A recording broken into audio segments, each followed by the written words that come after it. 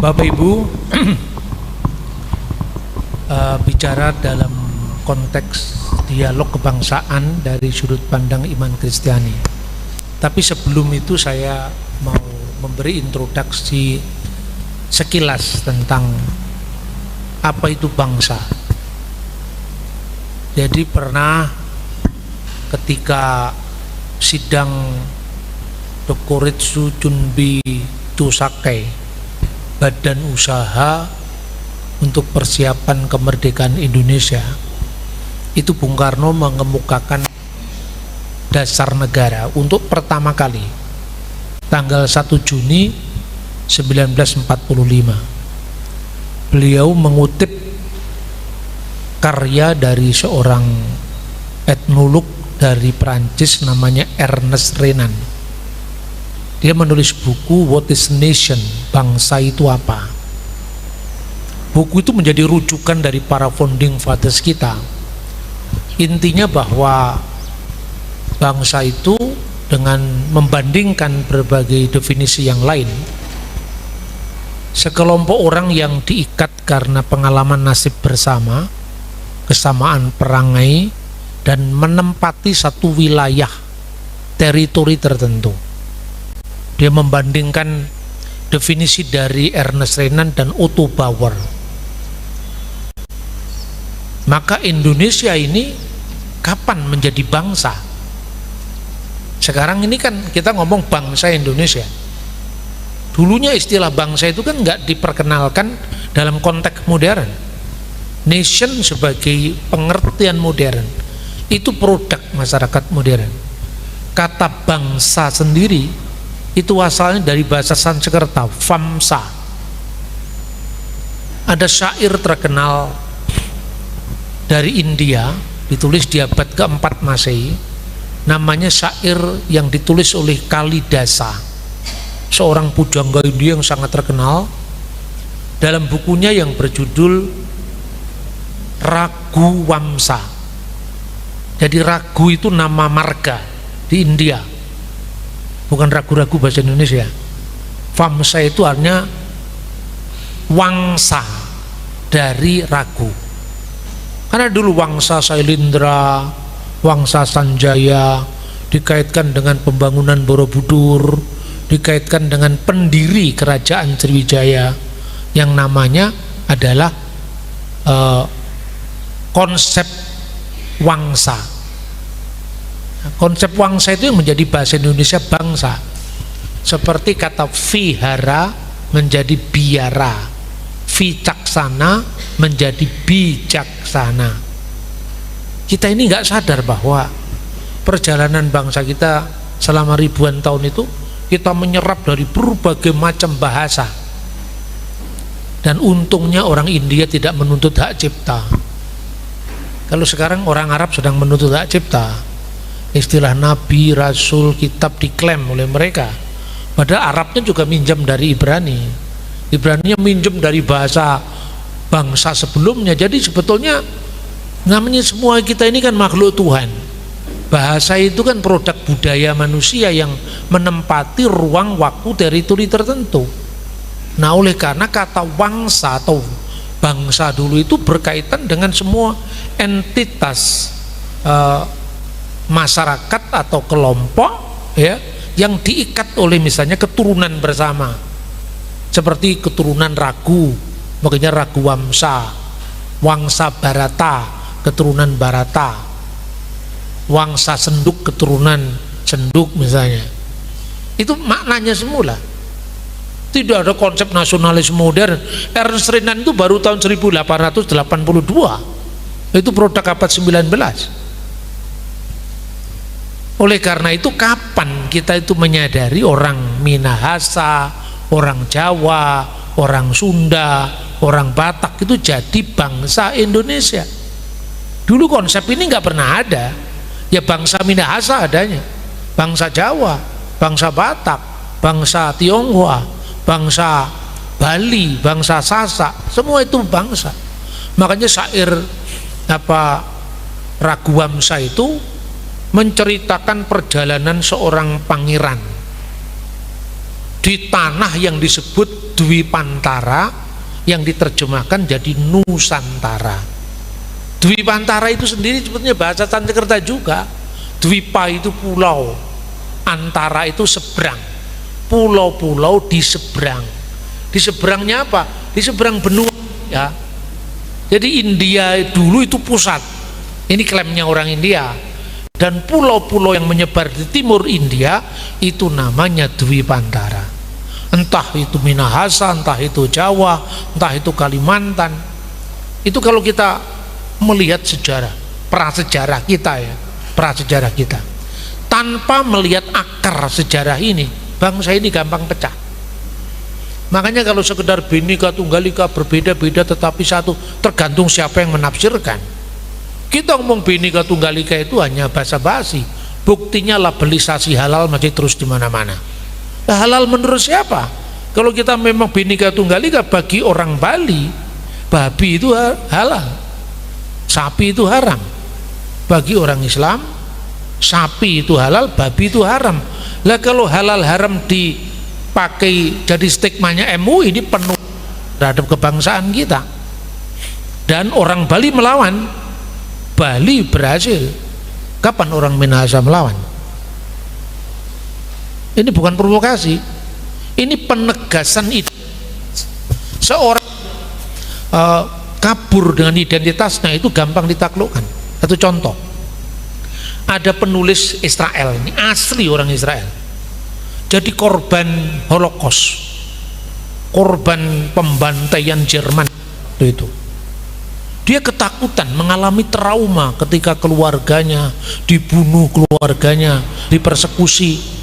Akhirnya untuk mengamankan diri dari persekusi para pembenci disebut antisemitisme, dia menulis buku yang intinya orang-orang Yahudi yang tinggal di Eropa Barat yang namanya Ashkenazim itu aslinya bukan Yahudi dari Tanah Suci, itu aslinya suku bangsa Khazar yang muncul dari Turki, yang kemudian rame-rame hijrah ke wilayah yang sekarang namanya Jerman, lalu beranak pinak dan lahirlah orang-orang yang disebut Yahudi Ashkenazim. Jadi artinya itu adalah mu'alaf atau orang-orang Khazar dari Turki yang kemudian masuk agama Yahudi, jadilah yang namanya orang-orang Ashkenazim yang antara lain melahirkan Benyamin Netanyahu, Ariel Sharon dan seterusnya. Tahu nggak buku itu ditulis? Ditulis karena minder Wardehait kompleks. Dia jadi korban daripada persekusi karena trauma. Pikirnya dia cari aman aja lah, selama ada identitas Yahudi, Yahudi akan ditindas. Kalau kita kaburkan aja, Yahudi yang asli itu tidak ada, kita keturunan Khazar. Ini yang dijadikan rujukan oleh dunia yang sekarang membenci Israel. Saya tidak pro Israel, enggak, tapi saya ngomong sejarah. Ternyata sekarang sudah ditemukan tes DNA. Ada 3 penelitian akurat, tingkat akurasinya lebih dari 85%, yang mengatakan bahwa hasil tes DNA dari orang-orang Ashkenazim itu sekitar 60% mereka Timur Tengah. Beberapa yang lain itu campuran, misalnya darah dari orang Eropa. Tak 1% pun di bawah, nggak ada 1% pun Khazar. Dari darahnya ini senjata makan tuan, maunya dia menyelamatkan diri dari hujatan dunia, dari persekusi. Tapi karena keminderannya tadi, sekarang anak cucunya itu menuai, dibenci oleh seluruh dunia. Karena apa? Karena berhasilnya yang disebut kampanye antisemitisme. Ini karena kalau orang lupa diri itu kan sakit ingatan itu. Jadi marilah kita sembuh dari sakit ingatan. Anda tidak pernah akan mencederai keindonesiaanmu kalau kamu bangga sebagai orang Minahasa. Bangga Anda makan ragi, bangga bikin babi toreh. Tidak perlu ada apa namanya masakan Manado halal. Manado sejak dulu tidak pernah halal. Jangan diukur dari ukuran orang lain. Mari kita menegakkan jati diri kita sendiri. Saya ini kan bukan penggemar babi. Jujur, saya lahir dari keluarga pemakan kambing. Ibu saya ketika menjelang wafat tahun 2024, dia suka makan sate kambing kan? Karena sama dokter nggak boleh. Sama adik saya dikasih sate ayam, dagingnya besar-besar supaya mirip kambing.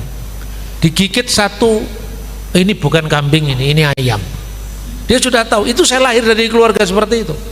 Jadi kalau saya kemarin ditanya, Pak Bambang suka ikan? Enggak terlalu suka. Suka babi, urutan kesekian. Nomor 1 kambing, nomor 2 kambing, nomor 3 kambing, nomor 4 bisa babi, bisa yang lain asal masakannya cocok. Tapi sekarang peringkat yang saya makan lebih banyak babi. Karena apa? Untuk edukasi saya makan babi. Sengaja kalau saya makan babi saya tunjukkan di medsos, fotonya babi toreh, fotonya babi guling, itu sengaja. Karena apa? Dunia medsos itu dunia yang menentukan arah wacana kita. Anda mau jadi pembaca buku, mau jadi penulis terkenal pun, kalau tidak muncul di dunia yang sekarang digemari anak-anak muda ini, kita kalah dalam pertarungan. Nah, saudara-saudara, itu yang saya sampaikan.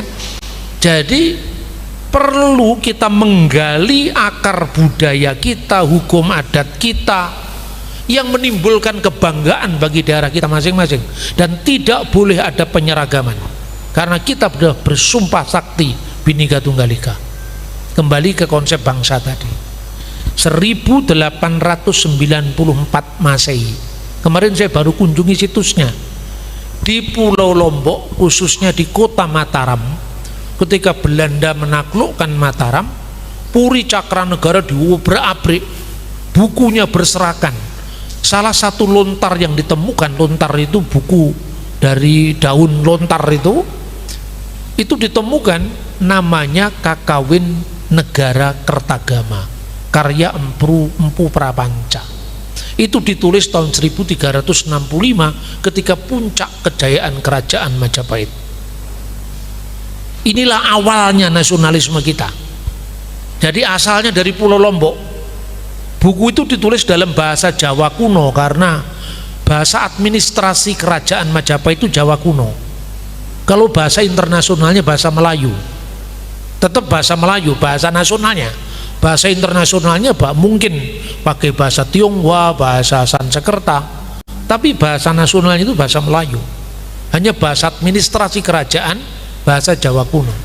Bahasa Jawa kuno itu tidak ada di Jawa sekarang, adanya di Bali. Makanya kalau Bapak Ibu lihat Majapahit, jangan lihat ke Jogja atau ke Solo, adanya di Bali. Itulah syair Negara Kertagama. Negara Kertagama kemudian diterbitkan oleh Profesor Kern dari Leiden, menyebar di kalangan mahasiswa Indonesia yang kuliah di Leiden, kuliah di Utrecht. Lalu Pak Yamin, Muhammad Yamin, kuliah di Solo. Dia orang Padang, kuliah di Solo. Salah satu kurikulum yang sedang digandrungi orang Eropa itu adalah bahasa-bahasa Timur Jauh, termasuk bahasa kuno yang namanya bahasa Jawa kuno.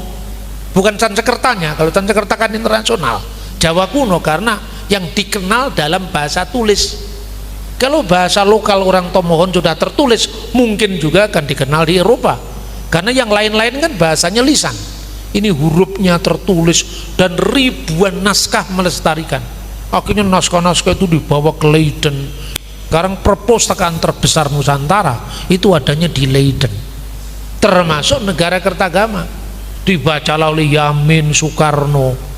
Wah, kita ini luar biasa. Tapi sebelum Yamin, sebelum Soekarno, yang mengatakan luar biasa itu Dr. Wahidin Sudirohusodo, Dr. Gunawan Sudirohusodo, Dr. Supomo. Nah, itu yang mau direduksi oleh banyak orang. Lahirlah yang namanya Budi Utomo. Budi Utomo itu lahir dari bangsa Jawa. Belum ada konsep Indonesia waktu itu. Tujuannya apa Budi Utomo? Untuk membela kepentingan ekonomi pedagang-pedagang batik yang mengalami ketidakadilan oleh sistem perdagangan yang dikuasai oleh Belanda waktu itu. Tapi karena bacaannya itu negara Kertagama tadi, maka dia mulai tersadar, kita dulu kenapa punya wilayah seluas ini, kok sekarang kita terpecah-pecah? Bukankah ini adalah sumber inspirasi bagi nasionalisme kita? Dibaca dari mahasiswa ke mahasiswa yang lain, dibaca dari satu pengamat ke pengamat yang lain. Akhirnya ketika Bung Karno menamakan apa dasar negara yang mau kita dirikan Indonesia merdeka ini, kata Bung Karno, atas petunjuk teman ahli bahasa kemungkinan Muhammad Yamin yang membaca negara Kertagama, kemungkinan Ide Bagus Sugriwo dari Bali yang membaca negara Kertagama. Lalu dalam teks negara Kertagama itu ada kata-kata buat Bajrayana Pancasila dan Teteki Haywalupa. Untuk para penganut Bajrayana, Bajrayana itu jalan perendahan diri menurut kaum Buddhis. Pancasila harus dipegang teguh dengan jangan sampai dilupakan. Itu asal usul kata Pancasila. Kemudian wilayah Indonesia itu diperdebatkan di sidang BPUPKI. Pak Hatta itu lebih konservatif.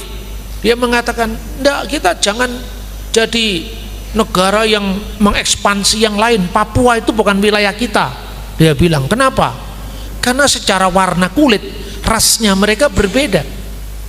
Kan yang ras di barat, yang di timur, satunya Polynesia, satunya Melanesia. Mereka itu Melanesia, jadi nggak masuk ras kita. Bagaimana kata Pak Hatta mau dijadikan wilayah Indonesia yang mau kita dirikan? Lalu kata Bung Karno, coba perhatikan, ini dokumen negara kan, hasil stenografi sidang BPUPKI. Bung Karno mengatakan itu wilayah Indonesia karena ada dalam syair negara Kertagama yang ditemukan di Pulau Lombok itu. Maka ini penting. Saya kemarin sedih, kenapa ini nggak dijadikan cagar budaya, lalu ada monumen tentang negara Kertagama supaya setiap orang bisa melihat bagaimana Indonesia itu dari sana. Lalu dia melihat syair ke-14 dari negara Kertagama, disebut wilayah dari barat sampai ke timurnya itu yang dia sebut sebagai Wanin. Wanin itu adalah Papua Barat. Akhirnya para founding fathers itu aklamasi, oke, ikut Bung Karno bahwa negara ini wilayah kita. Bung Hatta diyakinkan, maka kemudian ada perjuangan merebut kembali Irian Jaya. Irian itu bukan ikut Indonesia anti Nederland, itu kan singkatan Bung Karno. Nama Irian itu diusulkan oleh Kaisepo. Karena apa? Kata Irian itu dari bahasa apa nama lokal di sana, dari suku yang pesisir Papua yang di utara itu, artinya negeri yang panas, wilayah yang panas. Dan Ur dalam bahasa Ibrani itu hanya terang. Loh, Pak Bambang mengait-ngaitkan Papua dengan Alkitab? Enggak, itu hasil apa penelitian akademis. Jadi mari kita buka di kitab Nabi Yesaya.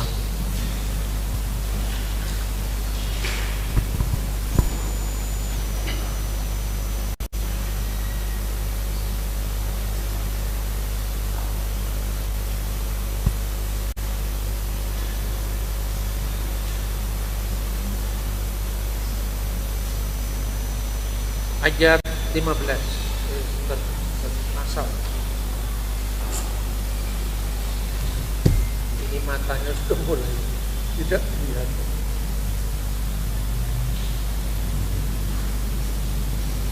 Supaya kita, maksud saya, bisa mengikuti semua apa yang saya katakan. Nah, sebab itu Yesaya 24 ayat 15. Sebab itu permuliakan Tuhan di negeri-negeri timur, nama Tuhan Allah Israel di tanah-tanah pesisir laut. Apa hubungannya dengan Papua? Nah, bahasa aslinya ini Kabidu Adonai Bi Hayam Shem Adonai Elohe Israel. Al-Khen Ba Urim, Ur itu timur, jadi Ur itu artinya matahari, sinar, terang. Maka kata Urim diterjemahkan negeri-negeri timur, imnya jamak. Ur itu negeri-negeri Urim karena tempat di mana matahari terbit. Ungkanya ada kira-kira 700 tahun sebelum Masehi, ditulis oleh Nabi Yesaya. Kemudian pada ayat 16 di situ ada kata-kata ujung bumi. Dari ujung bumi terdengar nyanyian pujian dan seterusnya. Kalau Anda hanya membaca ini dan tafsir seperti ini, mungkin orang akan mengatakan itu mirip burung yang buas ditafsirkan Garuda. Itu salah. Bukan itu. Saya lihat pertama bukti bahwa Urim itu adalah negeri timur. Pertama, baca tulisan Herodotus, sejarawan Yunani yang menulis kira-kira tahun 430 sebelum Masehi, sejaman dengan Nabi Daniel. Herodotus itu mengatakan orang India itu punya koloni di timur, sebuah pulau-pulau yang membentang pasir-pasir yang apabila itu diambil itu jadi emas. Di situ ada penambangan emas. Yang dimaksud itu kemungkinan Pulau Sumatera. Itu tahun 430 sebelum Masehi. Baik, sekarang kita lihat kitab suci lagi. Tapi tidak usah saya baca ayatnya, kita sekilas saja. Ofir itu kalau dari pelabuhan Ezion Geber. Ezion Geber itu sekarang namanya Eilat. Dulu namanya Eilot atau Ezion Geber. Salomo mengirimkan kapal-kapal Hiram menuju ke daerah namanya Ofir mengambil emas. Ofir itu di mana? Ada yang mengatakan Ofir itu India. Siapa yang menyebut Ofir itu India? Santo Hieronymus ketika menerjemahkan Alkitab dalam bahasa Latin yang berjudul Vulgata. Silakan orang Protestan yang tidak suka dengan Katolik menolak ini, tapi waktu ibadah masih tetap ada Gloria in Excelsis Deo, itu karya dari Hieronymus. Saya ini kan melawan teologi kebencian sebetulnya. Teologi pertengkaran masa lalu itu saya lawan selalu. Karena apa? Indonesia itu nggak bisanya dilihat hanya Katolik sendiri, Protestan sendiri, Gemim sendiri, GPIB sendiri, nggak bisa. Kalau itu kita pasti akan kalah. Dalam pertarungan kita dengan dunia luar, kita tidak punya musuh, tapi kita selalu dimusuhi. Maka kita harus cerdik seperti ular, tulus seperti merpati. Kalau kita cuma tulus tidak cerdik, kita ditipu orang. Tapi kalau kita hanya cerdik tidak tulus, kita suka menipu orang. Jadi batasnya tipis sekali antara jujur dengan tulus dengan bodoh itu cerdik. Tulus dengan bodoh itu tipis sekali jaraknya. Yang satu cerdik dengan jahat itu juga tuh tipis sekali yang membedakan. Nah, Josephus menulis India yang dimaksud di sini apa? Karena di peta kuno India itu ada dua, Jambudvipa dan Dwipantara. Jambudvipa itu pulau besar benua India yang punya wilayah koloni di timur. Sejarawan Yahudi sekarang Josephus atau Flavius Josephus dalam bukunya Arkeologia Yudaiki, sejarah kuno bangsa Yahudi. Dia menyebut kapal Salomo setiap tahun mondar-mandir, setiap 3 tahun sekali mondar-mandir mengambil emas dari Ofir. Ofir itu adalah krisin, yaitu penghasil emas. Krisin-kin artinya pulau emas yang dulu disebut Ofir. Pulau emas yang dulu disebut Ofir, letaknya di Indike Kolomenen, di koloninya India, bukan India besar, di koloninya India. Itu tulisan Josephus, ahli sejarah Yahudi yang nulis tahun 90 Masehi. Kemudian ini kan kata orang Yahudi kan, kalau kata orang Yahudi bisa-bisa salah lah, dia kan nggak pernah ke Indonesia, ya kan? Sekarang tanya yang pernah ke Indonesia. Waktu itu tambah satu lagi, seorang geograf dari Alexandria. Dia menulis tahun 120 Masehi. Namanya adalah Claudius Ptolemeus. Dalam bukunya yang berjudul Geographiki Hippigesis, dia menyebut Pulau Sumatera dengan pelabuhan yang namanya Barusai, yaitu Barus. Itu dia menghitung dengan bujurnya lintang berapa, itu ditulis semua lengkap, yang semuanya mengonfirmasi bahwa Ofir itu adalah Pulau Sumatera. Itu pada tahun 120. Ini tapi kan kata orang Yunani di Alexandria. Mungkin saja dia dapat laporan dari pedagang-pedagang India. Boleh seorang harus meragukan semuanya kan? Sekarang tanya langsung pada sumber India. Tanya kepada Srimad Walmiki yang menulis buku Ramayana. Ramayana India itu cerita, itu kan cerita sastra ya. Ketika Rama kehilangan istrinya, diculik oleh Rahwana, lalu dia menyuruh pasukannya yang namanya pasukan Wanara, jelajahilah barat, jelajahilah selatan, jelajahilah utara, tidak ketemu wahai raja. Lalu jelajahilah ke timur, timurnya India. Di situ ada syair yang sangat jelas menggambarkan Indonesia.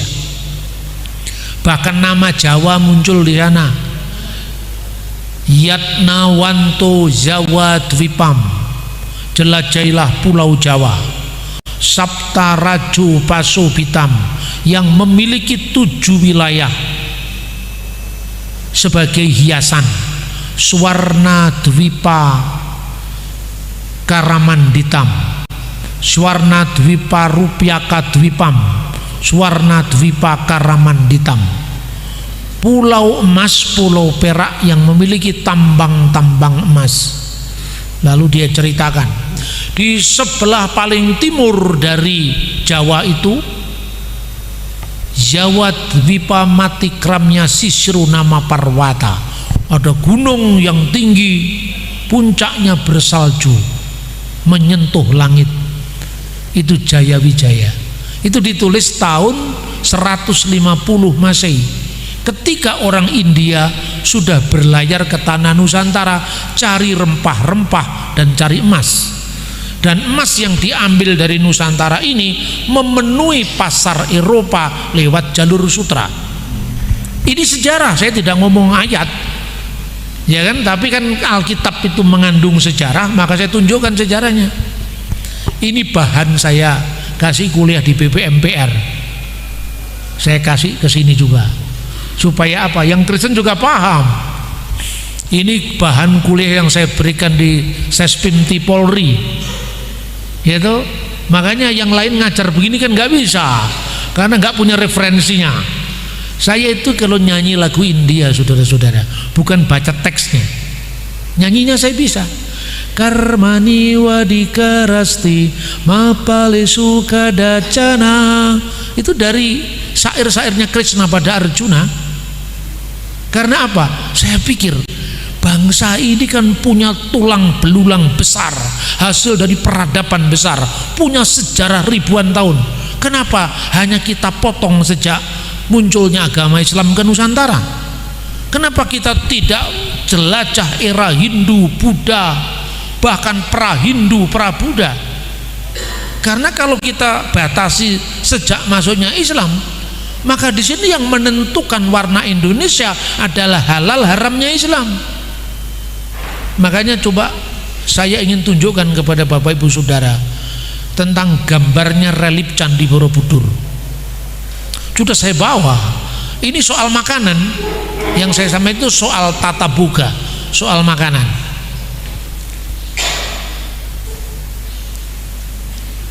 Nih. Ya. Bapak Ibu nih, relief Karma Wibangga Candi Borobudur.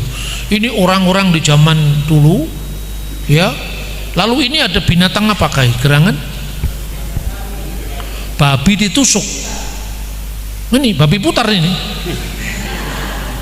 Ini makanan raja-raja Nusantara. Jadi stigmatisasi halal itu, halal haram itu baru abad 16. Abad 15 pun belum, karena Hindu masih kuat. Selain itu ini nah,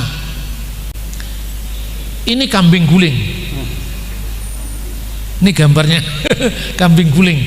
Jadi ini salah satu yang dimakan oleh zaman dulu. Tidak ada sapi. Kenapa nggak ada sapi? Karena sapi bagi orang Hindu nggak boleh dimakan. Nah, kemudian saya tunjukkan lagi. Ini babi lagi ini. Babi muncul lebih dari satu kali. Ini gambar babi yang dipersembahkan oleh masyarakat sebagai persembahan untuk raja. Tapi di sini ada bebek, ayam, ikan. Ini makanan rakyat jelata. Di sini ada pohon durian. Ini ada pohon durian. Jadi durian itu termasuk buahnya raja, ya kan? Makanan babi itu makanan favorit raja. Dan itu sudah selesai. Tidak hanya muncul negara Kertagama berbicara tentang apa kata Pancasila, tetapi negara Kertagama juga mencatat makanan-makanan favorit sajian raja. Makanya konsepnya mesti bagus. Kalau saya punya impian, Tomohon ini tempat-tempat untuk orang jualan ragi, jualan apa, itu ada tempat yang lebih besar lagi, yang menjadi destinasi wisata orang di luar Tomohon untuk datang ke tempat itu. Jangan yang di pusat kota, yang agak jauh dikit, supaya ada kota baru yang muncul di sana. Lalu di situ masakan khas Nusantara ini kita sajikan di sana. Tomohon akan menjadi museum hidup makanan Indonesia sejak zaman awal sejarah. Keunggulan orang Manado itu kan makan, ya toh? Makan tuh sebagai kearifan lokal. Bapak Ibu, ini saudara-saudara bisa museumkan. Museumkan ini, jangan lupa, ini buku terbit tahun 1967. Saya tidak bawa bukunya karena tebel, ya. Judulnya Mustika Rasa Resep Masakan Indonesia Warisan Soekarno. Di sini ada 1.600 resep masakan Nusantara. Bukalah Sumatera, mulai mie Aceh sampai rendang, mana itu Minang, Padang, lalu masuk Jawa Tengah, Jawa Barat dulu masakan Sunda, lalu Jawa Tengah ada gudeg, ada apa namanya kambing yang masih kecil itu, Batibul bawah 3 bulan, Balibul bawah 5 bulan di Tegal, ada rawon di Yogyakarta, Jawa Timur, ada gudeg di Yogyakarta. Ketika masuk masakan Bali, di situ ada babi. Masuk masakan Minahasa ada babi tore, ada Ragi, itu ada semua di sini. Pertanyaannya, bukankah Soekarno seorang haji? Bukankah Bung Karno seorang muslim? Ya, tapi seorang muslim yang memberi ruang kepada keindonesiaan kita. Zamannya Bung Karno tidak ada model-model wisata halal, sertifikat halal. Itu bagi yang menghalalkannya silakan, yang tidak berlaku di sini. Mari kita terjemahkan. Ini konsep founding fathers kita. Ini konsepnya pendiri bangsa ini. Kita melestarikannya. Makanya harapan saya, adakan tempat itu. Ini kan cuma baru konsep. Tempat itu ada kedai-kedai macam-macam makanan di situ. Kemudian ini dipasang Mustika Rasa Resep Masakan Nusantara Warisan Soekarno. Terus gambar Bung Karno waktu di gereja itu dipasang besar-besar. Ini yang namanya mempertanggungjawabkan wacana, Bapak Ibu.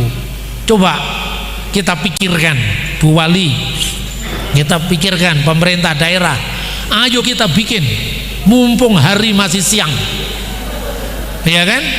Inilah wujud keindonesiaan kita. Kenapa Bali kuat? Karena hukum adat sangat kuat.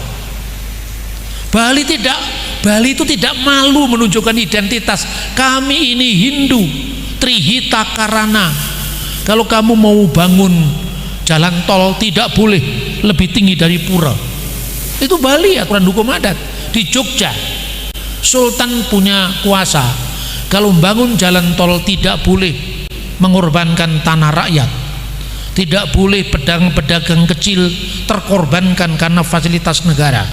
Dan punya power karena dia penguasa lokal yang punya keistimewaan.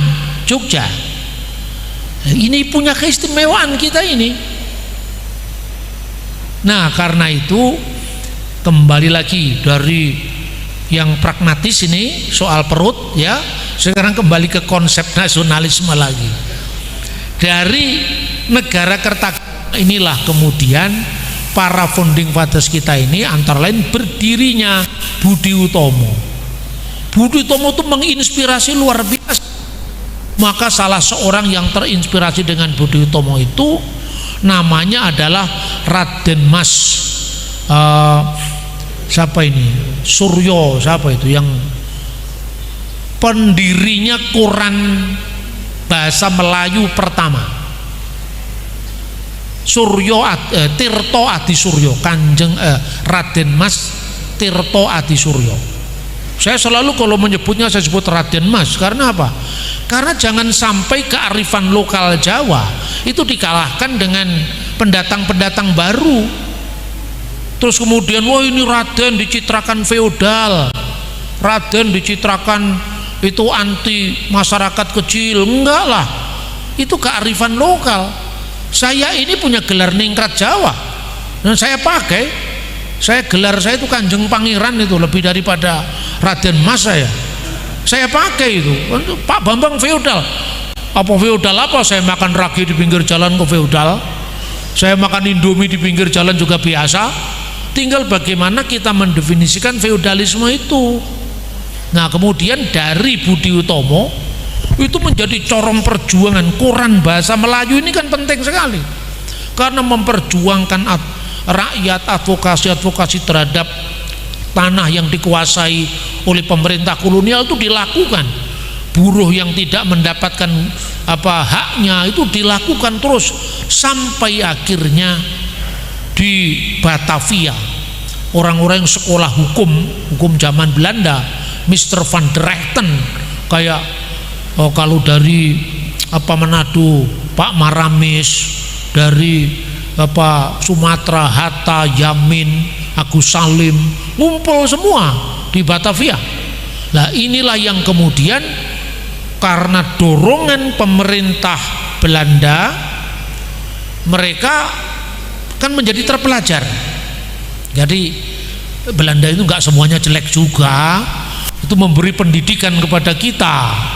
Yaitu coba kalau misalnya Profesor Keren tidak menerbitkan Negara Kertagama, dari mana Yamin yang orang Sumatera tahu wilayah Nusantara? Dari mana Soekarno dapat insinyur? Dari mana Hatta menjadi dokter andas ekonomi? Itu karena pendidikan barat. Karena itu bambu runcing juga perlu, karena itu soal militansi. Tapi militansi tanpa strategi itu kekalahan. Makanya strategi itu kaum terpelajar ini yang tangannya digambarkan bersih, tidak pernah mencakul, tapi dari kelompok rakyat ini bersatu padu, maka lahirlah kegerakan yang namanya Sumpah Pemuda. Dari Sumpah Pemuda itulah mereka sudah mendapatkan kajian tentang etnologi, kajian tentang nasionalisme dari Otto Bauer, Ernest Renan, etnologi dari Adolf Bastian tentang nama Indonesia itu kan muncul.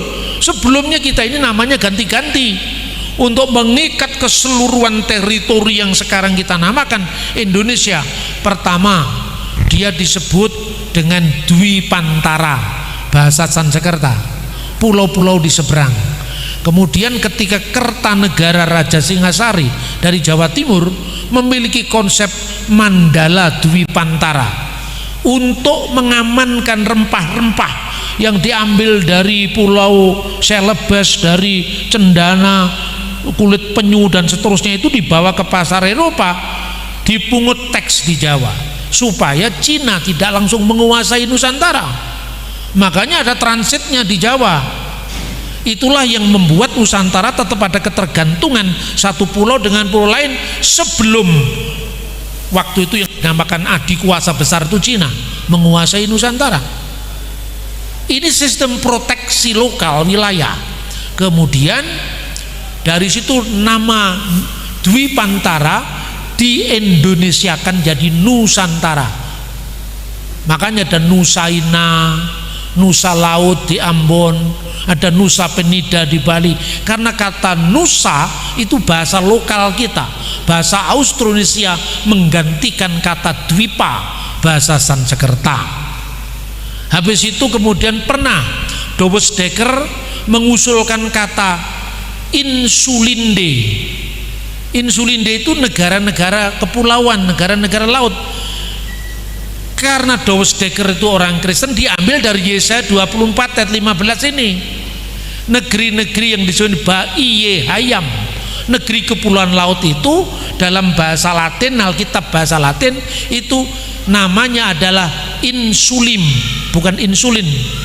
Ya, Insulinde artinya pulau-pulau laut di wilayah India.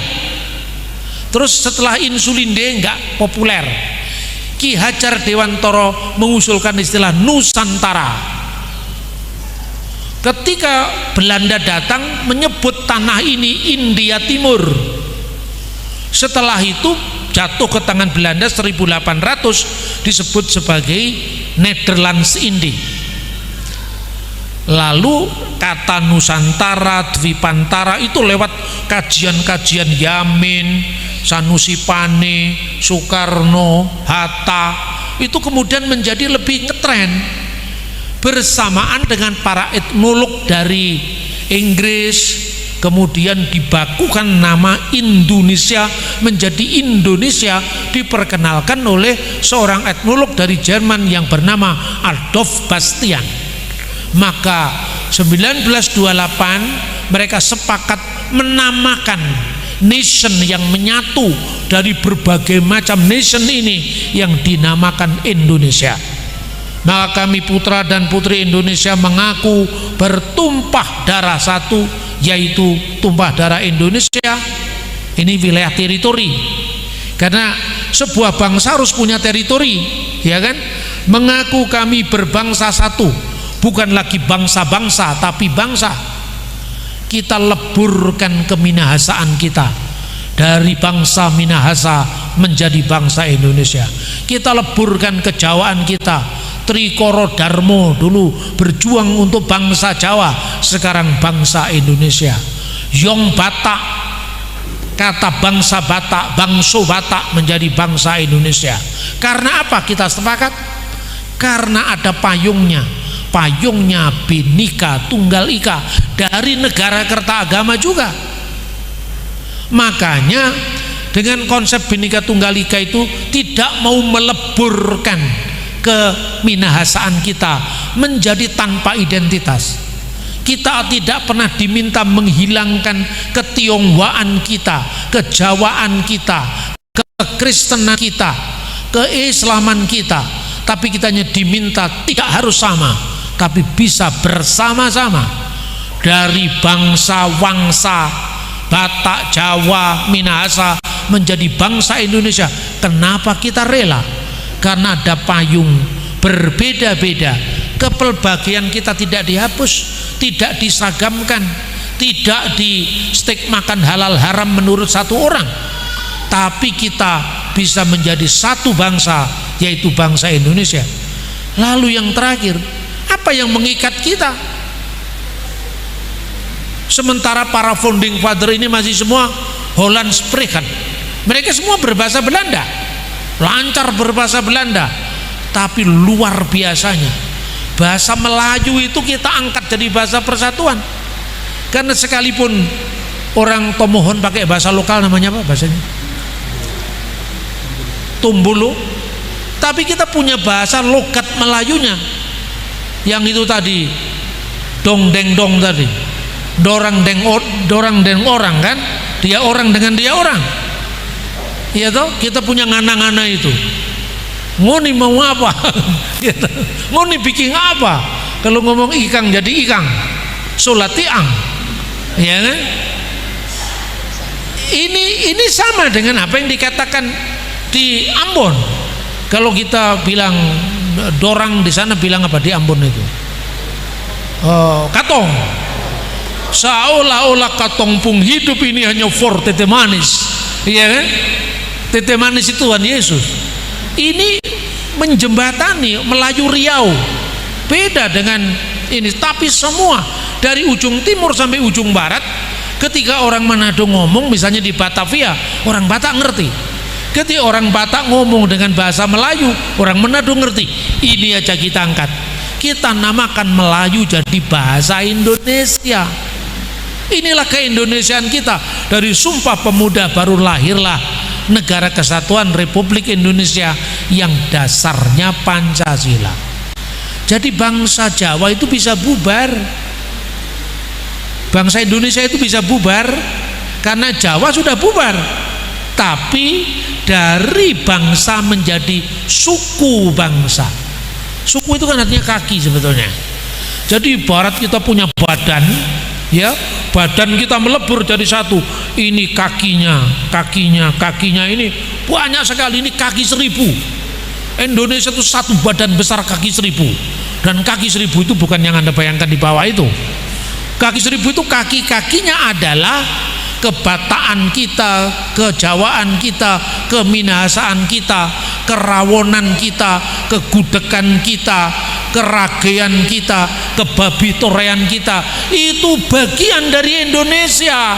Jangan minder, Wardaheit komplek. Belajar dari bangsa Israel. Dia dibenci di seluruh dunia karena malu dengan identitasnya. Tapi ketika munculnya namanya Yehuda, Yehuda itu seorang ahli yang merancang bangun bahasa Ibrani. Bahasa itu hanya dipakai di sinagog. Kenapa? Sejarahnya bagaimana? Saya bandingkan. Indonesia itu tidak pernah kehilangan tanah air. Tapi hati-hati, kita bisa kehilangan jati diri kita Indonesia apabila kita melanggar komitmen kebinekaan kita. Kita akan hancur sebagai bangsa kalau kita kehilangan identitas kita yang Bhinneka Tunggal Ika. Tapi kita tidak pernah kehilangan tanah air. Tapi konsekuensi terburuk, tanah air kita ini bisa pecah-pecah karena dari suku bangsa akan menebal kembali menjadi bangsa tadi. Karena apa? Toh kita selamanya jadi kaki terus, tidak pernah jadi badan. Mari kita sekarang jadi badan. Kita kan punya negara besar. Oh tidak, lebih baik jadi bos di warung kecil ketimbang jadi koki di restoran besar. Ini akan terjadi apabila kebinekaan kita yang dilandasi keadilan sosial bagi seluruh rakyat Indonesia itu dicederai. Tapi kebalikannya, ada satu negeri yang tidak pernah kehilangan identitas selamanya, tapi pernah 2000 tahun kehilangan tanah air. Itulah Israel. Itu kebalikan kita. Bapak Ibu, bangsa ini dijajah dari satu bangsa ke bangsa lain karena mereka tegar tengkuk. Rabi-rabi Yahudi sekarang, Anda tanya kepada Rabi Yakub Baruk di Tondano, teman saya itu, kenapa Tuhan izinkan bait sucimu hilang? Kenapa Tuhan izinkan Israel terpencar-pencar ke seluruh dunia? Karena kami berdosa pada Tuhan. Diakui dengan kerendahan hati karena kami berdosa. Pengakuan semacam ini tidak akan muncul orang Farisi di zaman Yesus, karena mereka mengaku suci. Tapi sekarang tidak. Mereka sadar itu. Ketika mereka mulai sadar, kita ini harus rendah hati, mengakui bahwa kita berdosa di hadapan Tuhan. Akhirnya Tuhan menggenapi janjinya. Kita tidak pernah kehilangan tanah air, tapi kita bisa nyaris kehilangan apabila identitas kita rusak, apabila Bhinneka Tunggal Ika kita kacaukan, kita lupakan, kita cederai. Tapi kebalikannya, yang tidak pernah kehilangan identitas, tapi pernah kehilangan tanah air. Prasasti pertama yang bicara tentang entitas kebangsaan yang namanya Israel, ini di luar Alkitab saya bicara. Kalau Alkitab semua pendeta kan masih lebih paham itu, ya kan?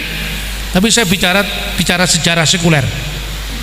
Prasasti Merneptah I tahun 1205 sebelum Masehi. Anda bisa lihat prasastinya sekarang di Museum Nasional Kairo. Di sana pada salah satu baris itu ada ungkapan Yasir il Pikat ben Perafet.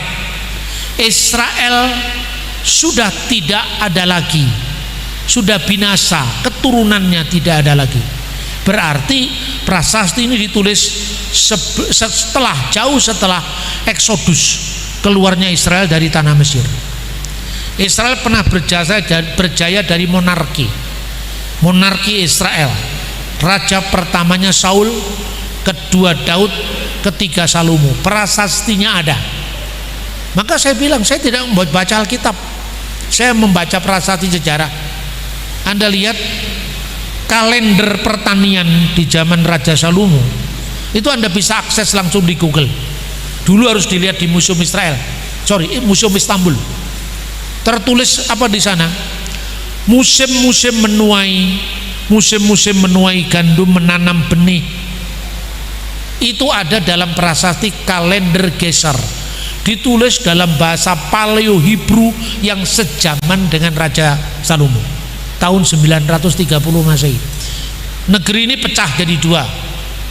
Yang utara namanya Israel, yang selatan namanya Yehuda.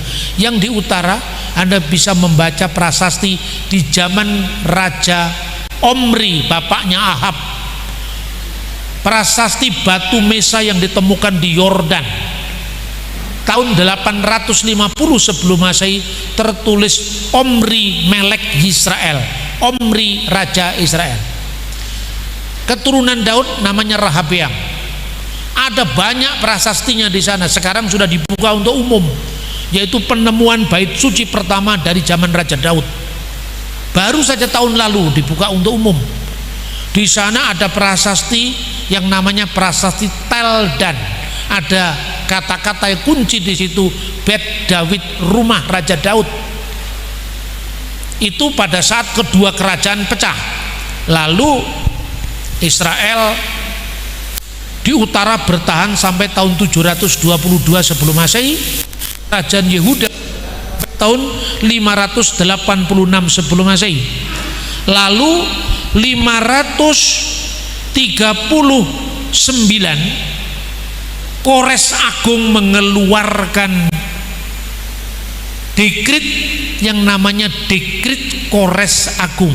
Tidak usah baca Alkitab, ada prasastinya, silinder Kores Agung. Anda cari silinder Kores Agung, itu picture itu akan muncul pada baris ke-33.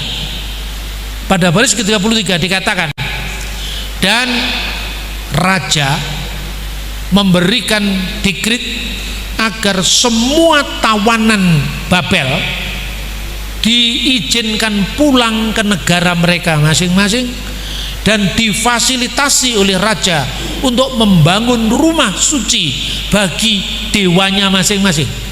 Ini karena pakai bahasa orang-orang bahasa Akadia. Kores Agung inilah yang disebut di dalam Yesaya pasal 45 ayat 1. Kita bisa baca Yesaya 45 ayat 1.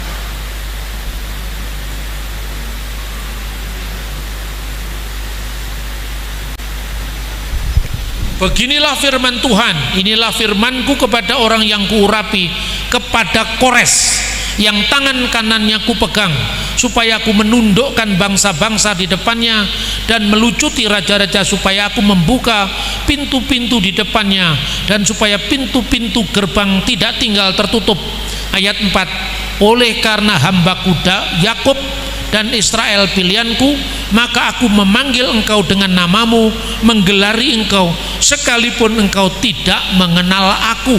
Inilah piagam HAM pertama. Jadi ada kebebasan beragama. Tuhan bisa memilih orang yang tidak menyembah Dia. Karena apa?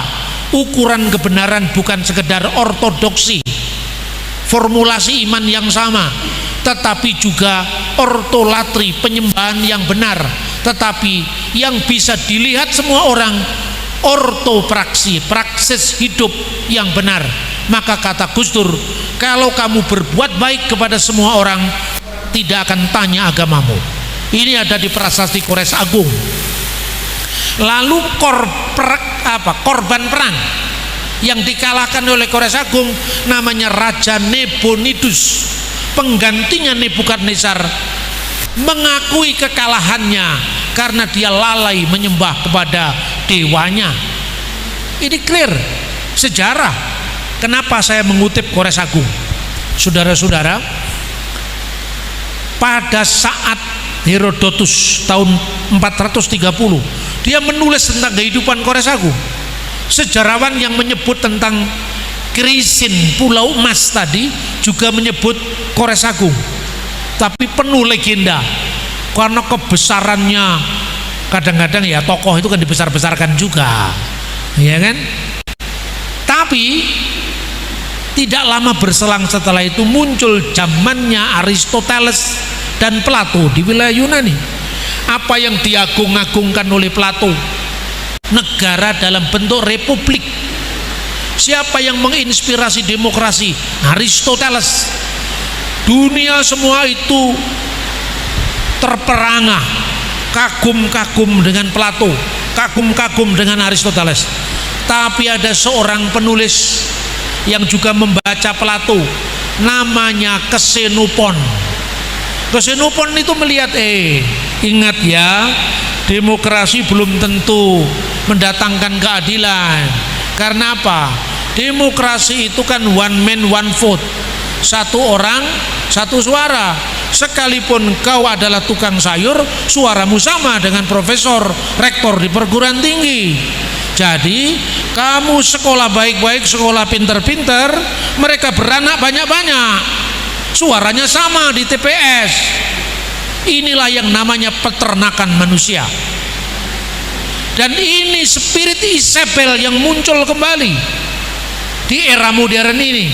Karena itu Xenophon ini memberi contoh. Lihatlah Kores Agung, dia monarki, dia raja, tapi dia bisa mendatangkan keadilan kepada semua orang. Bahkan bangsa-bangsa yang berbeda dengan dia, berbeda agama, berbeda suku, berbeda ras, semua dirangkul dalam konteks keadilan. Lalu muncullah buku 2 jilid. Judulnya buku itu Cyropedia, The Life of Cyrus the Great, kehidupan Cyrus Agung. Buku ini beredar di jagat Eropa sampai berdirinya Amerika. Dan dua buku ini ada di meja perpustakaan Thomas Jefferson ketika dia menyusun The Declaration of Independence of America. Diinspirasi oleh Kores Agung ini, karena bukunya Xenophon menjadi rujukan dari Thomas Jefferson yang akhirnya menyumbangkan demokrasi modern. Bapak Ibu, ini semua saya jabarkan tidak lewat ayat kan? Coba berapa ayat yang saya bacakan? Enggak banyak. Yang lebih banyak saya baca dari sumber-sumber sejarah di luar ayat kan? Terus kenapa ini penting? Karena saya katakan tadi, orang yang takut kehilangan, dia akan kehilangan. Tetapi ketika kesadaran itu kembali muncul, perkuat identitas kita, identitas lokal kita, bahasa daerah kita, adat istiadat kita, hukum adat kita, maka kita tidak kehilangan, kita akan memperolehnya kembali. Buktinya Israel tahun 70 perang mereka. Yang perang itu kan sebetulnya orang-orang Selot. Secara representatif dia tidak mewakili kaum Yahudi, baik Parisi apalagi Saduki. Ketika sudah mau kalah, mereka perang gerilya. Makanya militansi tanpa strategi adalah kalah. Mereka menguasai kayak Pangeran Diponegoro itu, karena dia menguasai medan. Dia serang, tentara Roma banyak mati sembunyi, serang sembunyi. Tapi lama-lama kan ketahuan, karena logistiknya Yahudi kalah sama logistiknya Roma. Datanglah mereka, Jenderal Titus Vespasian. Rabi yang berkuasa saat itu sudah tahu kita mau kalah ini. Makanya dia mulai sadar kita berdosa, karena itu kita terpencar-pencar. Hai Eliezer, muridnya, masuklah ke tenda pemimpin Roma itu. Diizinkan, Rabi diizinkan untuk datang ke tendanya Titus, ke tendanya Vespasian. Dia mengucapkan salam dalam bahasa Aram tercatatnya, karena saya mengutip sumber Talmud. Dia katakan, Selam Malka, salam bagimu wahai raja. Apa kata Vespasian? Ada dua kesalahan yang kamu lakukan hari ini, Rabi. Kesalahan apakah? Yang pertama, kau sebut aku raja, padahal aku bukan raja. Karena waktu itu seorang mengaku raja itu bahaya. Tidak ada raja kecuali kaisar kan, sangat represif. Kau sebut aku raja, padahal aku bukan raja. Kesalahan kamu kedua, kalau kamu mengakui aku sebagai orang penting, kenapa kamu baru datang sekarang setelah korban di kedua belah pihak berjatuhan semakin hari semakin banyak? Ratap tangis janda-janda, anak yatim sudah ada di seantero negeri ini, dan kamu baru mengaku datang kepada saya. Memang engkau raja wahai jenderal, tapi tidak sekarang. Engkau raja di masa depan. Ketika mereka sedang bercakap-cakap, tiba-tiba perwakilan Roma datang. Bergegaslah wahai jenderal, Kaisar sekarang wafat dan senat mengangkatmu sebagai raja. Kaget dia. Wah, kalau gitu nubuatmu benar, saya sekarang akan diangkat jadi raja. Sekarang kau minta apa wahai Rabi? Lalu Rabi ini minta, permintaannya begini. Kalau ada tempayan berisi madu dan ada ular masuk ke dalamnya, kenapa kau tidak ambil tongkat dan mengeluarkan ular dari tempayan berisi madu? Kenapa harus menghancurkan tempayannya? Artinya apa? Kenapa kau harus menghancurkan bait suci kami? Bukankah ini kesalahan kaum Selot, si ular itu? Kenapa bukan Selotnya kamu tangkap, kamu bunuh? Kenapa bait suci kami kamu harus hancurkan? Tidak. Sumpah seorang jenderal seperti saya datang hanya dengan satu kata, laksanakan. Dan saya sudah melaksanakan tugas, bait suci harus saya hancurkan. Mintalah yang lain. Lalu dia minta suatu tempat yang jauh dari hingar-bingar politik Yerusalem, dikasihlah tempat yang namanya Yapne atau Yamnia. Di sanalah orang Yahudi mereformasi diri. Tidak ada lagi korban bait suci, karena bait suci tidak ada, korban bakaran tidak ada. Semuanya menjadi doa yang isinya mohon pengampunan kepada Tuhan. Tahun 130 mereka berontak lagi lewat seorang yang namanya Simon Bar Kokhba. Kenapa disebut Bar Kokhba? Karena dia mengaku bintang yang terbit dari Yakub. Pemberontakan ini menang selama 3 tahun. Rabi Akiba mengangkat Simon sebagai Mesias Israel. Saat itulah orang-orang Kristen Yahudi keluar dari Yerusalem menuju ke Pela, karena mereka ingat satu pemimpinmu, yaitu Mesias Yesus Kristus. Mulailah terjadi persebaran orang Kristen Yahudi pertama. Tapi ironisnya, Kristen bukan Yahudi boleh tinggal di Yerusalem karena mereka dianggap tidak punya nasionalisme. Lalu kebijakan 3 yang mereka lakukan. 1, tidak boleh ada nama Israel, karena Israel itu akan selalu memimpikan mereka pada negara Daud Salomo, kejayaan masa silam. Kedua, tidak boleh ada kata Yerusalem, karena Yerusalem itu puncak sukacita mereka, karena Sion itu tujuan mereka. Gereja ini namanya Sion, puncak sukacita dari mereka.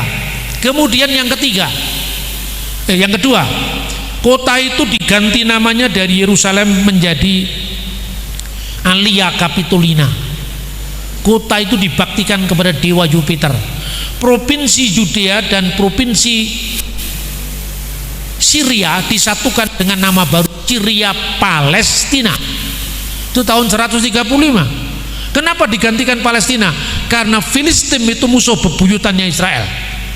Untuk menyakiti hatinya, mereka boleh setahun sekali pada Tis'a B'Av 5 bulan Agustus bertepatan atau 9 bulan Ab, mereka boleh meratap di tembok ratapan. Datang ulang tahun kah kan bagus, ada roti, ada ragi kan bagus kan. Ini datang untuk meratap di tembok ratapan yang masih tersisa itu. Dan yang ketiga, seluruh orang Yahudi terpencar-pencar di seluruh dunia tidak boleh tinggal di Yerusalem, di tanah suci. Itulah yang namanya persebaran pertama sampai muncul kembali negara tahun 1948. Ironisnya, negara itu tidak didirikan oleh Mesias. Padahal kekalahan demi kekalahan Israel, mereka berpikir hanya Mesias yang bisa mendirikan kerajaan. Salah satu alasan mereka menolak Yesus karena Yesus berkata, kerajaanku bukan dari dunia ini. Yesus kalah, bukan Mesias yang kalah yang kita pilih. Mereka pilih Mesias yang gagah perkasa, mendatangkan kerajaan politik. Tapi Israel yang sekarang tidak didirikan oleh Mesias, makanya terbelah. Ada orang-orang Yahudi yang jumlahnya tidak sampai 5.000 orang. Mereka tinggal di Iran. Setiap demo anti Israel mereka gabung dengan Palestina, Hamas. Itu jumlahnya tidak sampai 5.000 orang. Karena apa? Israel baru tidak didirikan oleh Mesias, tapi didirikan oleh gerakan Sionisme. Lah ini kompleksitas Israel. Tapi apapun mau dilihat dari sudut pandang nubuat atau lubuat atau apa, nyatanya sekarang Israel ada sebagai entitas kebangsaan yang tidak pernah kehilangan jati diri. Bagaimana mereka kehilangan jati diri? Kata Israel boleh dihapus, tapi 3 kali sehari mereka berdiri di sinagog. Shema Israel, Adonai Elohenu, Adonai Echad. Setiap hari 3 kali. Bagaimana mereka mau kehilangan nama Yerusalem? Bahkan ketika Khalifah Umar datang ke Yerusalem, tidak ada nama Yerusalem, yang ada nama kota Ilia, nama Arab dari Alia Capitolina, nama pagan dari Yerusalem. Jadi Umar tidak tahu Yerusalem, apalagi Nabi Muhammad.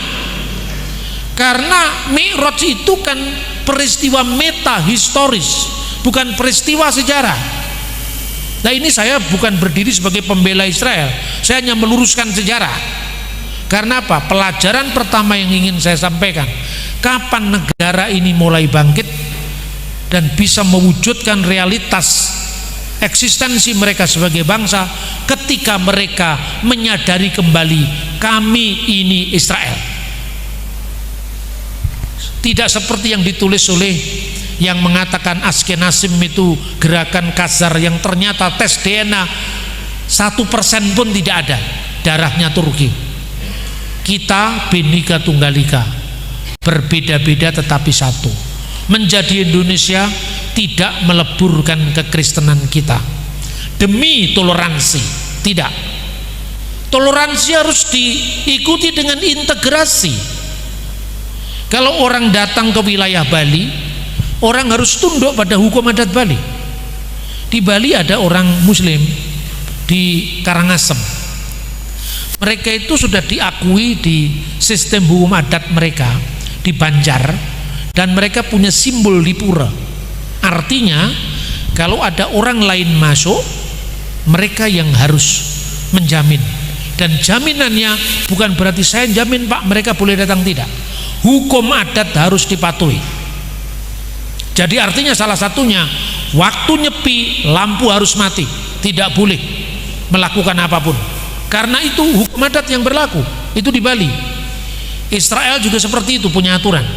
Kalau menurut hukum Taurat, karena dasarnya pluralisme hukum, orang-orang asing yang tinggal di wilayah Israel itu ada dua. Yang pertama itu adalah ger hasa'ar, orang asing yang lalu lalang, namanya orang asing pintu gerbang. Lalu yang kedua, orang asing yang menetap, ger hager. Mereka dikasih dua pilihan. Hai orang Israel, karena kamu bangsa yang dikhususkan Tuhan, kamu tidak boleh serupa dengan bangsa lain.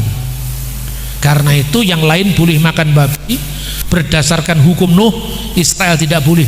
Imamat pasal 11. Kalau bangsa asing datang di negeri ini, dia harus hormat hari Sabat, tapi hanya mengingat, tidak menguduskan. Yang menguduskan orang Israel asli. Tapi kalau kamu mau jadi Israel asli lewat proselit menjadi Yahudi, kamu harus sunat. Ketika kamu sunat, baru kamu berubah fungsi. Jadi dari gertosab, orang asing yang saleh, yang tunduk pada 7 hukum Nuh, tapi boleh makan babi, boleh makan unta, tidak ada larangan. Jadi jangan GR Imamat 11 tidak untuk bangsa-bangsa lain. Itu orang Kristen GR aja, karena terlepas dari sejarah. Saya sampaikan, orang marah kepada saya, Pak Bambang berarti memilah-milah firman Tuhan. Yang memilah-milah Tuhan sendiri, bukan saya. Kamu nggak percaya karena saya Kristen tertentu? Sudahlah, kita lupakan kekristenan. Kamu tanya orang Samaria. Sekarang ini era internet, saudara-saudara. Kamu tanya orang Samaria, di bukunya misalnya Memar Markah, itu dokumen orang Samaria, aliran Israel tertua yang pecah. Imamat pasal 11 tidak berlaku bagi orang Minahasa, jawabannya. Ya toh? Kemudian hukumnya ada 3, edot peringatan, Sabat termasuk peringatan. Pertama, ingatlah dan kuduskanlah hari Sabat. Mengingat itu tidak ikut ritualnya. Karena apa? Alasannya Tuhan tidak menyuruh bangsa asing untuk berhenti pada hari Sabat. Karena apa? Perintah Sabat baru muncul di zaman Musa. Berarti Nuh tanpa Sabat, Abraham tanpa Sabat, ya kan? Nuh tambah lagi tanpa sunat. Begitu. Kemudian kamu tidak boleh makan daging di sendi pangkal paha. Itu yang punya keturunan Yakub Israel. Kalau Yakub Rorimande, Yakub Tobing, Yakub boleh, karena kakinya tidak pernah dipukul oleh malaikat. Iya toh? Kita merayakan Sabat keluaran untuk apa? Akulah Tuhan Allahmu yang membawa engkau keluar dari tanah Mesir. Anoki Adonai Elohenu Asher Hosetika Mi Aret Misrayim. Terus Anda tanya kepada saya, kenapa Bapak tidak tunduk kepada saya? Tunduk. Saya menghormati, saya mengingat Sabat, tapi saya tidak disuruh menguduskan Sabat. Nah, kok bisa? Iya, karena kita dibebaskan dari Belanda, tidak dibebaskan dari tanah Mesir oleh Firaun. Indonesia mana pernah dibebaskan dari Mesir? Kita tidak ada urusan dengan Mesir. Yang ada urusan dengan Mesir orang Yahudi. Itu ibarat begini, saya sekarang tinggal di Australia. Ketika hari kemerdekaan Australia, saya hormat kepada Ratu Victoria, tetapi saya tidak disensus jadi warga negara karena saya bukan warga negara Australia. Jadi saya hormat, saya mengingat. Tetapi nilai-nilai universal, penghormatan, cinta kasih, jangan membunuh, jangan berzina, itu universal. Hukum ini yang mengikat seluruh bangsa. Nah, seperti ini Bapak Ibu Saudara-saudara. Jadi ada hukum khusus hanya untuk Israel. Makanya berdasarkan pluralisme seperti ini, Israel punya adagium Elu ve Elu devar Elohim Chayim. Yang ini firman Tuhan, yang ini firman Tuhan, tergantung kasusnya. Karena apa? Bhinneka Tunggal Ika, berbeda-beda perspektif. Ini alirannya Rabbi Hillel, alirannya Rabbi Samai. Pilih yang mana? Keadilan yang menjadi tolak ukur, hati nurani yang menjadi tolak ukur. Indonesia juga begitu. Pertama, pesan dari sejarah ini, pertama, jangan pernah malu mengakui identitas kita. Jangan pernah malu mengakui identitas kita. Orang Minahasa tidak pernah kenal yang namanya halal haram. Itu dulu, makanya saya suka dalam tanda kutip bikin perkacauan kalau di Jakarta. Saya masuk ke rumah makan Manado, saya mau cari RW dan babi toreh, nggak ada Pak, ini sepenuhnya halal. Ini saya konfrontatif sekali, saya dengan mahasiswa saya Busafa, dia juga nggak sadar. Terus gimana Pak? Saya mau cari yang haram-haram. Di depan orang banyak saya ngomong begitu. Ada yang pakai jilbab, ada yang saya mau cari yang haram-haram. Oh nggak ada Pak, sorry. Oh berarti ini bukan Manado ya, saya nggak jadi makan. Nggak jadi makan bener saya, supaya orang banyak melihat. Ini karena apa? Kalau kita tidak kuat menguatkan identitas kita, itu akan hilang. Di Jawa kenapa bahasa Jawa kuno hilang? Karena tidak dihidupi. Yang ada sekarang budaya Mataram yang sudah tidak Jawa lagi, budaya Mataram baru. Yang menghidupi itu Bali. Makanya Bhinneka Tunggal Ika ada di Bali, bukan ada di Jawa. Karena Jawa minder, karena dia terlalu toleran.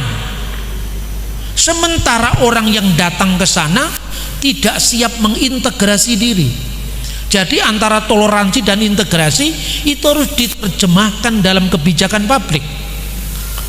Saya berikan contoh terakhir, Barat sekarang. Apapun alasannya, ya, mereka datang karena kalah di negaranya. Mereka terusir di negaranya kan perang ideologi. Perang sesama ideologi. Mereka kelompok yang tersingkir atas nama HAM, atas nama human right, diterima, diproteksi di negara itu, diberi makan. Kan negara kurang rakyat, maka kalau punya anak sekalipun nafkah istri dikasih tunjangan dari pajak negara. Ini yang terjadi di negara-negara barat sampai hari ini, khususnya Partai Labor itu yang sangat kiri, ya kan? Akhirnya apa? Satu generasi masih aman, dua generasi masih agak aman, tiga generasi sudah tidak bisa bertahan. Pertama, salah satu alasan mereka tidak konsisten dengan ideologi mereka sendiri. Contohnya Perancis. Perancis itu punya ideologi memisahkan agama dari negara. Gereja Katolik yang mayoritas membangun gereja tidak pernah dibantu pemerintah. Tapi waktu Perang Dunia Pertama, Perancis, Inggris, Amerika satu kelompok ngelawan Jerman Turki. Jerman Turki kalah karena orang Arab ini punya jasa. Dalam Perang Dunia Pertama, pemerintah Perancis membangunkan masjid nasional di tengah kota Paris. Gereja Katolik mungkin sudah protes.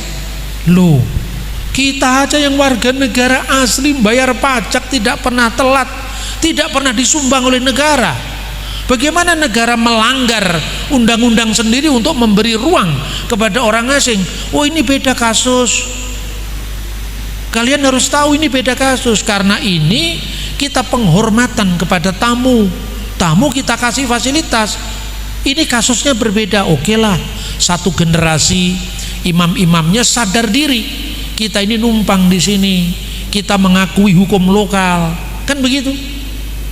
Generasi kedua, anakku ingat ya, dulu kita ditampung di negeri ini, kita baik-baik ya sama yang tuan rumahnya, iya kalian kalau di depan orang Prancis mereka lagi makan burger ada babinya, ya bilang aja permisi kami tidak makan. Ya kalian kalau aman ya minum Coca-Cola aja, tidak usah dapurnya sama. Itu generasi kedua masih bertahan. Generasi ketiga semakin banyak orang yang diproteksi di situ. Dia tidak mau belajar bahasa Prancis, yang di Jerman tidak mau belajar bahasa Jerman. Mereka belajar ngomong seperti bahasa burung di tempatnya masing-masing, yang orang tidak paham itu. Akibat karena mereka tidak satu bahasa, makanya kita satu bahasa, yaitu bahasa Indonesia. Tapi kalau ngomong di keluarga sendiri, jancuk raimu joneng kene, iya tak? Jadi kalau ngomong saya sama orang Jawa, jancuk kon antemi kon, itu biasa. Tapi kalau di luar, nggak mungkin saya ngomong begitu. Bahasa ini adalah bahasa kita. Tapi satu bahasa itu komitmen kebangsaan. Mereka tidak mau belajar bahasa Perancis. Lalu mereka sekolah pada generasi keempat.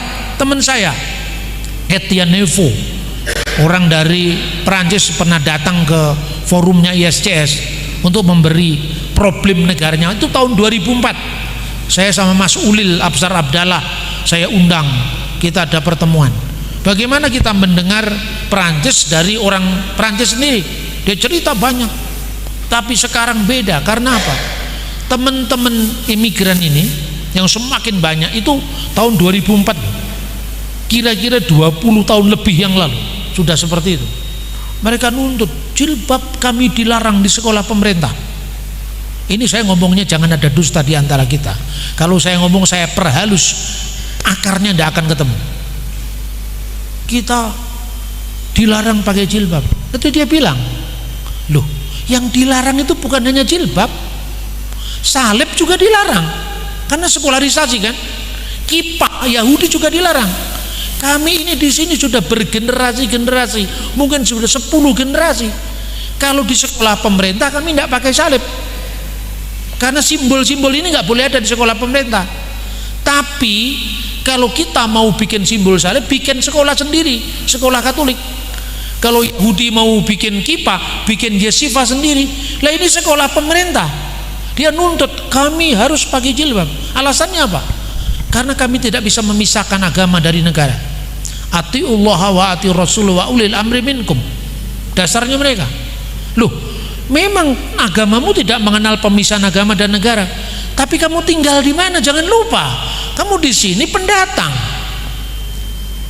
Alkitab memberi contoh. Kamu harus berbuat adil kepada orang asing, karena kamu pun dulu tinggal sebagai orang asing di tanah Mesir. Karena itu bersikap adil kepada mereka. Tapi yang namanya Sabat, mereka tidak boleh ikut masuk ke dalam. Itu ruang privat kami, yang publik boleh masuk. Nah, batas-batas seperti ini nyaris hilang di kalangan Kristen. Karena Kristen itu pertama terlalu egaliter. Ruang publik dibuka, terbuka begitu, sampai ruang privat pun dikorbankan. Kedua, kita tidak tegas dengan identitas kita.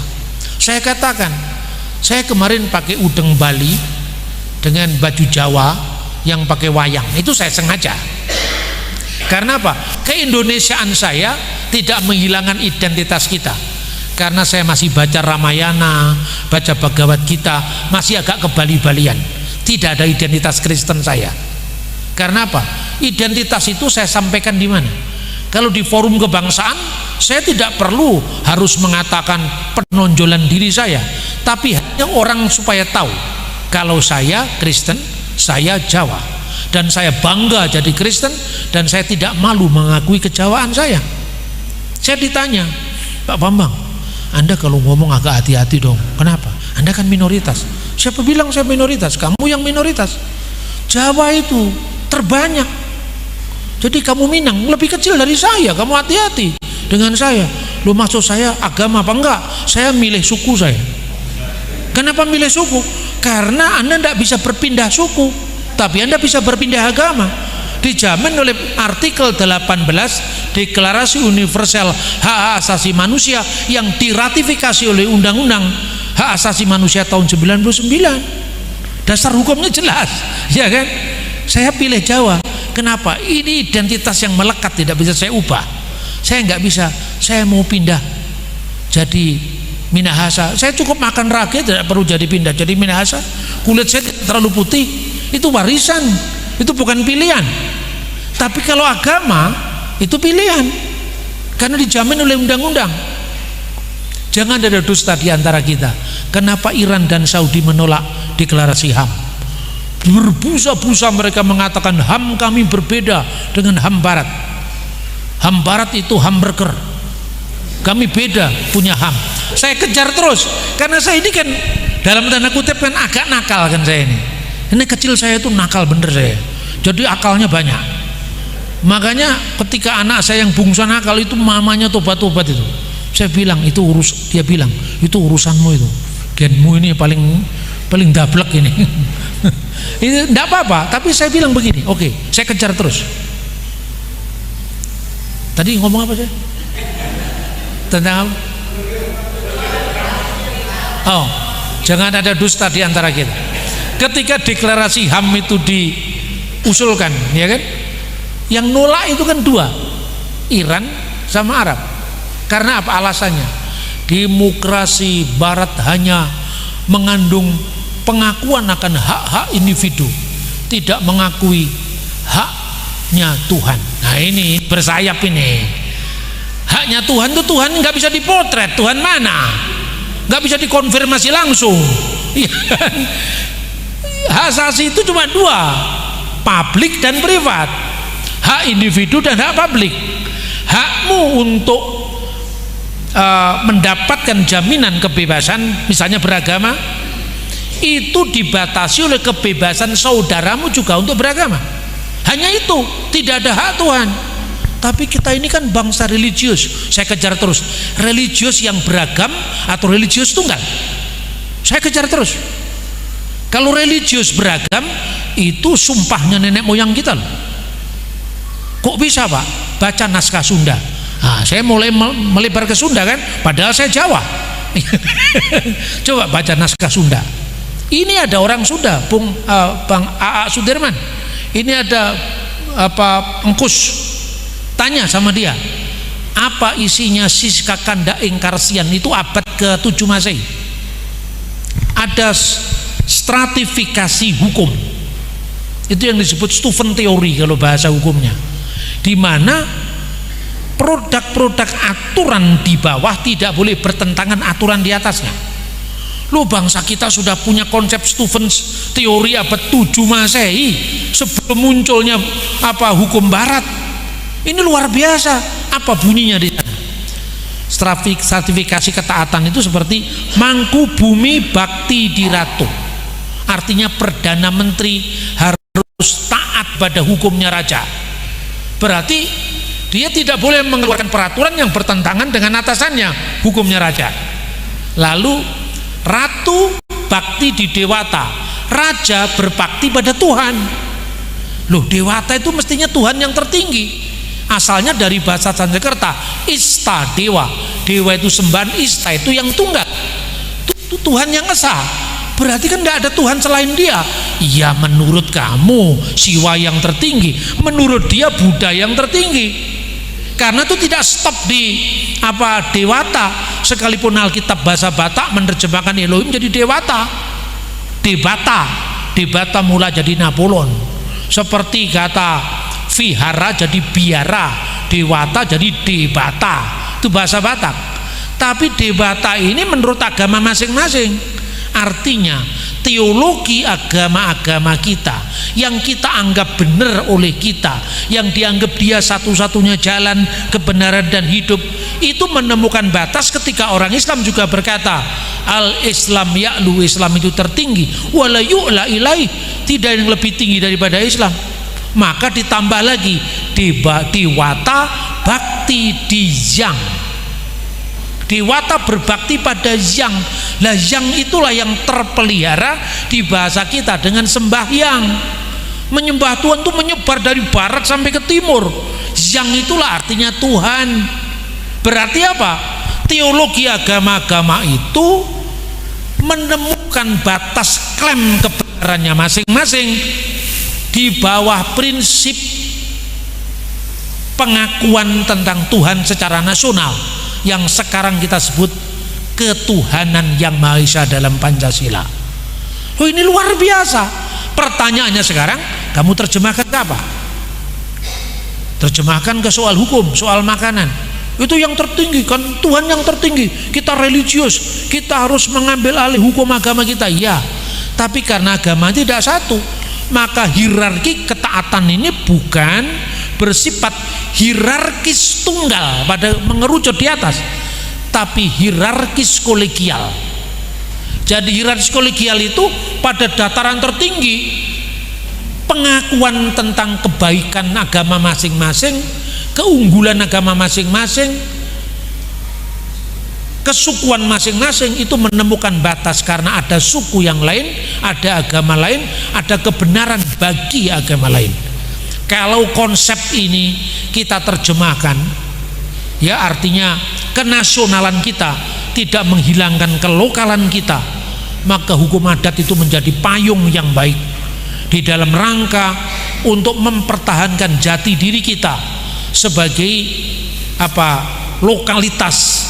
Jadi tidak ada Indonesia kalau nggak ada Manado, karena dia akan kehilangan satu kaki. Tidak ada Indonesia kalau tidak ada Jawa, karena kehilangan dua kaki. Indonesia menjadi banyak karena Bhinneka Tunggal Ika. Terima kasih.